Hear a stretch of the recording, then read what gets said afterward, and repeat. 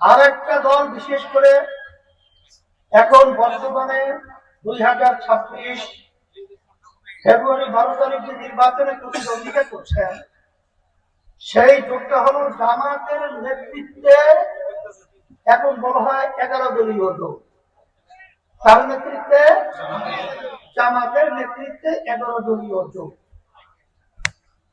জামাতের আমির সহ বিভিন্ন পর্যায়ের নেতারা পরিষ্কার ভাবে বলেছে, তারা ক্ষমতায় যেতে পারলে তারা ইসলাম অনুযায়ী দেশ চালাবে না, তারা দেশ চালাবে প্রচলিত আইনের মাধ্যমে। তাই প্রচলিত আইনের মাধ্যমে আমাদের দেশ 53-54 বছর চলছিল, আবার নতুন ভাবে এই নীতি আদর্শের মাধ্যমে যদি দেশ পরিচালিত হয়, তাহলে আমরা মানুষ বাংলাদেশে শান্তি পাবো বা আমরা মুক্তি পাবো, এরা চিন্তাও করা যায়।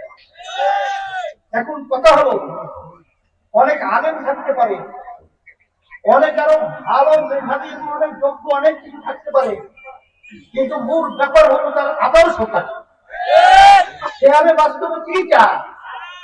যারা জামাতের নেতৃত্বে ঢুকে রয়েছে, পরিষ্কার ভাবে জামাতের আমির বলেছেন, আমরা ইসলামী নিয়ম অনুযায়ী, শরীয়ত অনুযায়ী দেশ চালাবো না, আমরা দেশ চালাবো প্রচলিত নিয়মে, প্রচলিত আইনে। এখন অনেকে হয়তো বলতে পারেন, আমাদের প্রার্থী তো আলেম না, আমাদের আলেমের কদর, আমাদের আলেমের ইজ্জত করতে হবে। আলেমের ইজ্জত আমরা করবো, কিন্তু নীতি আদর্শের ব্যাপারে কোন ইজ্জত নয়।